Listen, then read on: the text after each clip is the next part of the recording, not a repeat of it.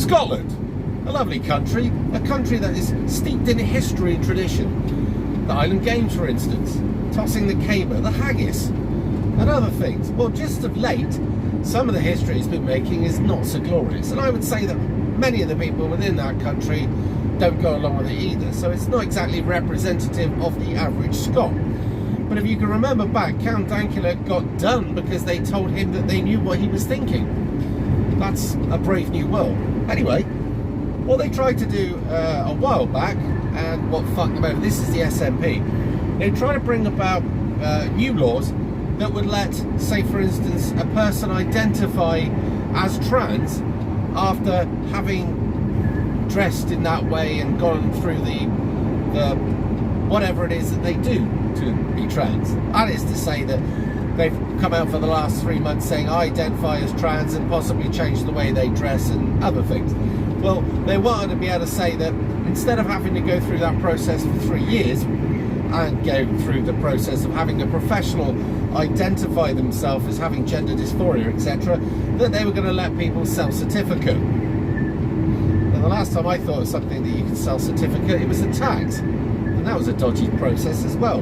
Rather than let a professional accountant run your shit, go through it and check you hadn't fucked up, you could do it yourself and get yourself in a whole world of pain. Maybe that's where they got the idea from. Anyway, so that one got blocked by us down in England. And the SNP didn't like that because the SNP detests England and everything. And it wants its own independence primarily so it can give it straight back its own country, straight back to European Union, which incidentally doesn't want them because they're a debt burden. Nevertheless, so they're going to come out with something new at the moment. They're going to try and redo the laws again. But the other thing they want to bring about, just to really push that woke train hard and often, is that they want to give potentially parents or guardians, legal guardians of said young person who now believes that they are a Alouette and Barlean and light bulb picker, lick and left-handed spatula snap-on screwdriver, or whatever it is that they have in their mind. So say for instance Johnny believes that he should be Joey, as in Joe, or whatever, you get the idea. Fuck, it just bores my piss thinking about it. However, if they don't let that kid immediately dress up in whatever fetish or disillusion or whatever it is that particular kid believes it is because it's been got to by either woke teachers or other fucktards of a biblical nature.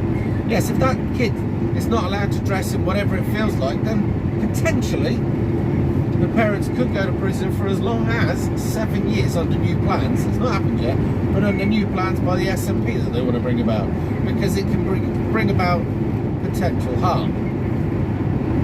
I would say sending a kid down the road of something that's a bit of a fad at the moment, or something that might get attention, because the actual percentage of people who have legitimate gender dysphoria is massively reduced from what they actually say it is. Why do I know this?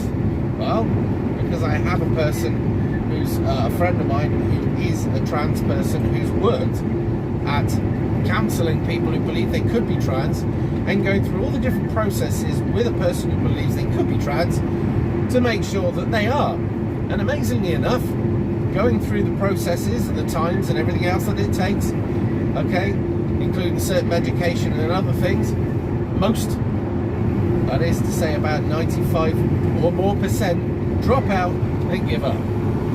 Now, can you imagine if that 95% of people weren't afforded that same care, which people should get if they believe that they are? Can you imagine that 95% going on to have the operation and then at a later date realising that actually I've made a massive mistake? Now that, by not giving these people that pre-care to make sure that whatever mental state they're in at the time that believes they're in the wrong body, that if you could change their mind back into believing they're in the right body, personally for me, morally, ethically, even religiously, if you want to go down there, that is the correct and right thing to do. Now, for somebody that goes through all of the hurdles that it takes and the time that it takes, which I would consider to be more of a cooling off period than anything else, if it takes somebody 5 or even 10 years to get around to having that gender reassignment, then I would say that after 10 years that they're fairly well sure of what they want to do there, and maybe it might be the right thing for them. Now, what we need to take into account is suicide prior to the assignment than after the assignment. That's an important thing to note, because at the end of the day, you're supposed to be caring for people.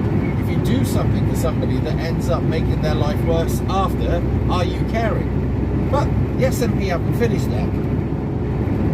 They want to give care workers, what do you call those people that come into your house and interfere in fucking everything and make you feel like a bad parent? Oh yeah, social workers, they're the ones. They want to give social workers rigorous, new and sweeping rules that can make them fuck up people's lives even harder. Because I've actually worked out that many people, not all, but many people within the social services are meddling, fat, ugly Karens, right? Who like nothing more than putting the fear of God into innocent parents. And let's be honest, being a parent is no easy task. It's natural, but everybody has to come at it from their own angle. And if you're not following this encyclopedia that many Karens have written before, they'll write you off as being a bad parent. In the worst case scenario, they'll take that kid from you. Now, you might think I'm being over the top, but I know that these Karens are poisonous cunts, and I know that they like nothing more than fucking people's lives up. Now, what I want to ask you is, before you go any further, saying he's off on one again, why is it that the service itself said 1 year we need to take in 50% more kids into care than we did the year before? Why would you say that? I mean, surely in a modern world at the moment where we can't even afford to take kids into care, and then when kids do get taken into care, many get abused, surely we should be leaving the kids with the parents if possible, okay? It's not always possible. Rather than bullying the shit out of some mother and make her think that she's a shit parent when maybe she's having a bad time, then maybe she should do with a bit of help. No, I'm no great fan of the civil service. I'm no great fan of coming around and meddling in people's fucking business. Although, I do appreciate that there are times when kids do need to be saved, right? And do need to be taken out of dangerous situations. But it's amazing just how many fucking kids that are in dangerous situations get left there, and the ones that are actually alright get snatched. What is that?